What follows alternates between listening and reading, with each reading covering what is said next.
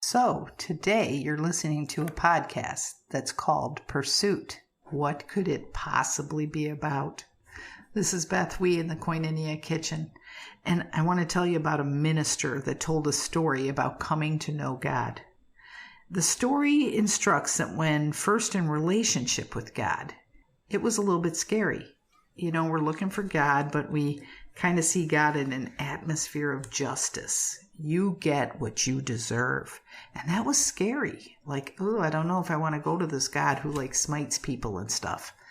But that's what we heard. God is just. But then, as we spend time with God, the atmosphere changes a little bit. And you realize that it's a God of mercy.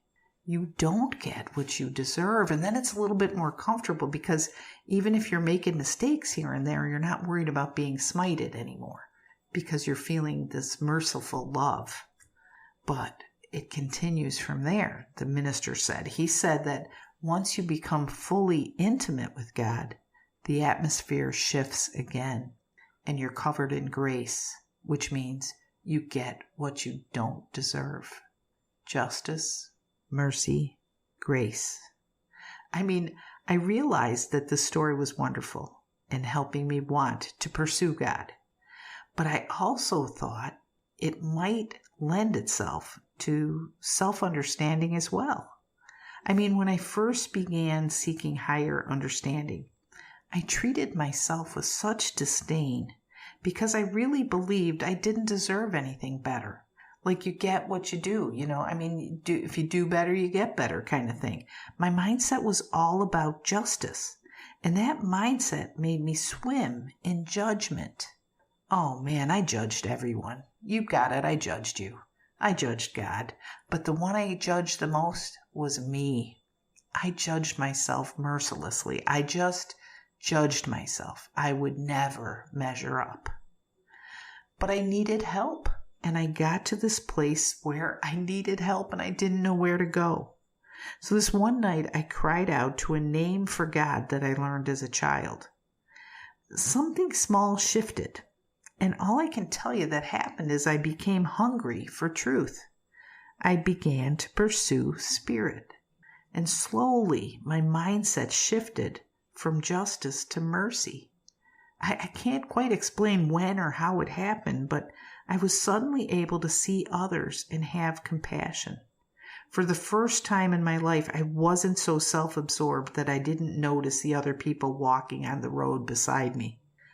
You know, until the atmosphere shifted to mercy, I was mostly selfish and self-centered. And I believed the world revolved around me. If there was a flood somewhere, it depended if it affected me or not, if I should worry about it. It was that bad, you guys. When the shift happened, what I got out of it, I became one with other people. I became a real part of the human race. I was not in it on my own. So that kind of led me to yet another stage, continuing my pursuit and now leaning on the knowledge and experience of other people. I was blessed with new awarenesses, and my mind moved into the field of grace. Grace is really more than I can comprehend while I'm telling you about it, because it's life on a different plane when I can maintain my awareness of it. At those times, it's almost like I'm a drop of water, and no matter how I move, the grace remains whole inside me. But then as soon as I can see that image in my mind, boom, it changes and the drop of water becomes part of a moving sea. I'm surrounded by grace. It's in me, but it surrounds me as well, and I'm very much a part of it. I would guess maybe some of you will understand this, but I believe grace is the atmosphere of God's presence. I don't think he throws a lightning bolt of grace down at people like a favorable, oh, I like her, boom, let me give her some favor. I think that as I seek him and as I pursue him and as I move into his realm, grace automatically surrounds me. Just like if I'm on the beach or if I'm in the ocean. As I get into the water, I'm surrounded by it. That's kind of what grace is like to me. Obviously, I can only venture into this high spiritual thinking for brief intervals. As long as I'm wearing this skin suit, I'll always be more human than divine.